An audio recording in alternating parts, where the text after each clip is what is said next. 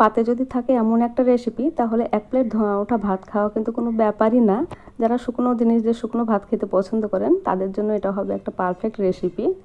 তো কয়েকদিন আগে আমি একটা ছবি আপলোড দিয়েছিলাম যে এটা দিয়ে কোনো একটা রেসিপি আসতে চলেছে। তো রেসিপিটা নিয়ে আসতে আমার একটু দেরি হয়ে গেল, সেই জন্য ক্ষমা চেয়ে নিচ্ছি। আসসালামু আলাইকুম এভরিওয়ান।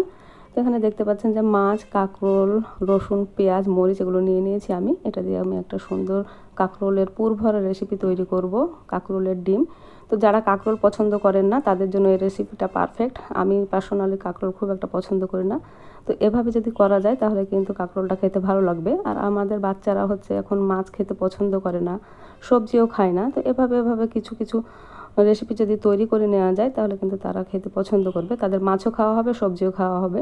তো ওখানে দেখলেন যে আমি মাছটাকে হলুদ লবণ দিয়ে সেদ্ধ দিয়ে দিয়েছি, আর এখানে কাঁকরোলগুলোকে আমি 2 ভাগ করে নিয়েছি ছিলে। আর মাছটা সেদ্ধর সময় আপনারা অন্য মশলাও দিতে পারেন, আমার দেওয়া হয়নি। আর এখানে কাঁকরোলটাকেও আমি ভাপ দিয়ে নিব, 70% মতো ভাপ দিয়ে নিব, এর চাইতে বেশি না, নয়তো কাঁকরোল যদি সেদ্ধ হয়ে যায় তাহলে ভালো লাগবে না। তো যতক্ষণে কাঁকরোলটা সেদ্ধ হচ্ছে ততক্ষণে আমি একটা পুর বানিয়ে নিব, একটা ব্যাটার বানিয়ে নেব। তো তার জন্য এখানে আমি 1 কাপ ময়দা নিয়ে নিয়েছি, আটা না কিন্তু, একদম যে ময়দাটা সেটাই নিয়েছি 1 কাপ। আর হাফ কাপ চালের গুঁড়ো নিয়েছি। রেশিওটা এমন যে 1:1 এইরকম। তারপর এখানে জিরে গুঁড়ো, ধনে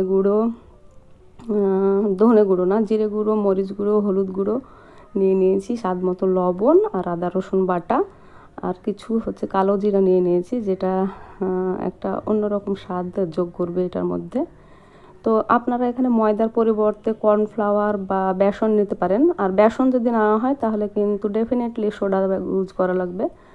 সো আমি এখানে চালের গুঁড়ো আর ময়দা দিয়ে করেছি, এবং এটা অনেক মুচমুচে হয়েছিল, মানে যে পাকোড়াগুলো বানিয়েছিলাম আমি। তারপর এটাকে অল্প অল্প পানি দিয়ে একটা থিক ব্যাটার নিয়ে নিয়েছি। একটা থিক হবে, পাতলা হবে না, নয়তো কিন্তু ঢলে পড়ে যাবে। তারপর এই যে এখানে কাঁকরোলগুলো কিন্তু আমার অলরেডি সেদ্ধ হয়ে গিয়েছে, এখন ভিতর থেকে বের করে নেব তার শাঁসটাকে। তো দেখতে পাচ্ছেন যে কীভাবে শাঁসটা বের করে নিয়েছি, নৌকার মতো হয়ে গিয়েছে কাঁকরোলগুলো ভিতর থেকে বের করার জন্য, আর একটু মোটা অংশ রেখে দিয়েছি। আর এখন শাঁসগুলো নিয়ে আমি একটা পুর বানিয়ে নেব। তো তার জন্য একটা ব্লেন্ডার জারে আমি শাঁসগুলোকে নিয়ে নিয়েছি। আপনারা চাইলে চামচ দিয়ে এটাকে ম্যাশ করতে পারলে ম্যাশ করে নেবেন। আর আমি এখানে কিছু পরিমাণ রসুন নিয়ে নিয়েছি। আমি কাঁচা রসুনের যে একটা ফ্লেভার, সে ফ্লেভারটা চাইছিলাম, যার জন্য আমি কাঁচা রসুন নিয়েছি। তারপর এটাকে আমি মিক্সিতে পেস্ট বানিয়ে নিলাম।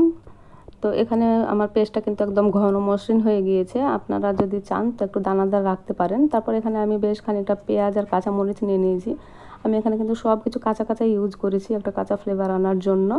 দেন আমি মাছটাকে যে সেদ্ধ করে রেখেছিলাম সেটাকে আমি একদম পরিষ্কার করে সুন্দর করে কাটা বেছে নিয়েছি, যাতে বাচ্চারা যেহেতু খাবে তাদের গলায় যেন আটকে যাওয়ার ভয় না থাকে, এইভাবে আমি করে নিয়েছি।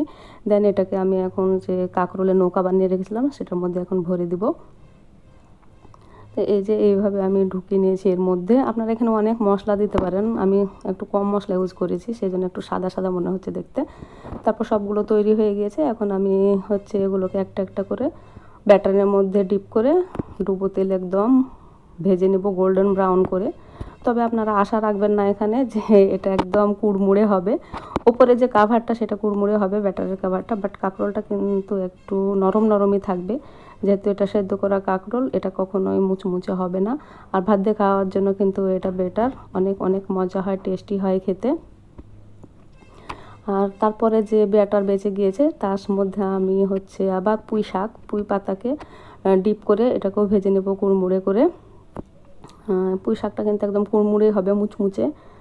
আর একটা ব্যাটার থেকে আমি কিন্তু অনেকগুলোই রেসিপি আপনাদের সাথে শেয়ার করব। তো এগুলো ছিল বোনাস রেসিপি, আরও বোনাস রেসিপি আমি পরে রেখেছি, তো আপনারা ফার্স্ট টু লাস্ট কিন্তু দেখবেন। তারপরে এই যে আমার ডিমগুলো রেডি, পুর ভরা পটলের ডিম। তো বাচ্চাদেরকে কিন্তু সবজি আর মাছ খাওয়ানোর একটা উত্তম উপায়, এভাবে আপনারা খাওয়াতে পারেন। তারপরে আমি পরিবেশনের পালা। এটা আমি আমার ছেলের জন্য বেড়ে নিয়েছিলাম, তো সেখান থেকে আমি খাচ্ছি।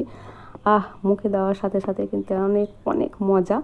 ট্রাস্ট মি, আপনারা ভরসা রাখতে পারেন যে এটা অনেক ভালো লাগবে খেতে। তো আপনারা বাসায় নিশ্চয়ই ট্রাই করবেন, একদিন হলেও ট্রাই করে দেখবেন। ভালো না লাগলে খাবেন না। তো আমার এগুলো কিন্তু অলরেডি সাবার হয়ে গিয়েছে। আর আমি আরেকটা যেটা রেসিপি নিয়ে চলে আসছি, তো সেটা ওটারই একটা রেসিপি মানে ভাজাটা আমি ওটা কাঁচা কাঁচা করেছিলাম, এবার আমি ভাজা ভাজা দেখাবো আপনাদের সাথে। আর এটা আমি বিকালের নাস্তায় স্ন্যাক্স হিসাবে ইউজ করেছি। তো এখানে আমি অল্প তেলের মধ্যে কিছু পেঁয়াজ কুচি ব্রাউন করে ভেজে নিয়েছি। আর তারপরে এখানে হলুদ, জিরে, ধনে গুঁড়া, আদা রসুন বাটা সব কিছু দিয়ে নিয়েছি। তো এখানে পানি ইউজ করিনি, যার কারণে একটু মশলাটা পোড়া পোড়া মনে হতে পারে আপনাদের।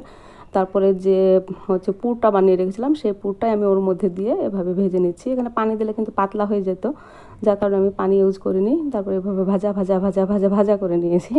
ভাজা ভাজা করে কিন্তু এটা আপনারা ভর্তা হিসাবেও খেতে পারেন, এটাও একটা বোনাস রেসিপি। তারপরে আবার পুরগুলো কাঁকরোলের মধ্যে ভরে দিয়েছি, দেন এটাকে ভেজে নিব। আর এখানে আমি কিছু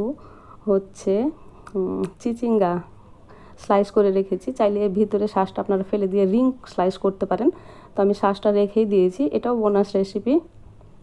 তো এগুলো সবগুলোকে আমি এখন ব্যাটারের মধ্যে ডিপ করব আর একটা একটা করে ভেজে তুলে নেব। তো এই ভাজা কাঁকরোলের স্বাদটা কিন্তু একটু অন্যরকম হবে, আর কাঁচাটার কিন্তু অন্যরকম ছিল।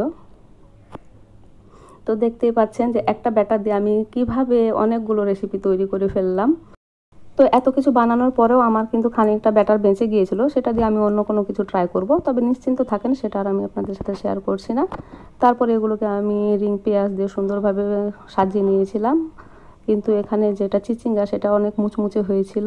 আর কাঁকরোলেরটা কিন্তু অসাধারণ এটা খেতে। স্ন্যাক্সে এরকম রেসিপি আপনারা রাখতে পারেন, চায়ের সাথে বাস জমে যাবে। তারপর আমি কিছু শসা কেটে নিয়েছিলাম। তো রেসিপিটি আপনাদের কাছে কেমন লেগেছে, ভালো লাগলে ট্রাই করবেন, আর লাইক কমেন্ট আর চাইলে প্রিয়জনের সাথে শেয়ার করতে পারেন। এরকম নতুন নতুন রেসিপি নিয়ে আমি আবারও চলে আসবো। আল্লাহ।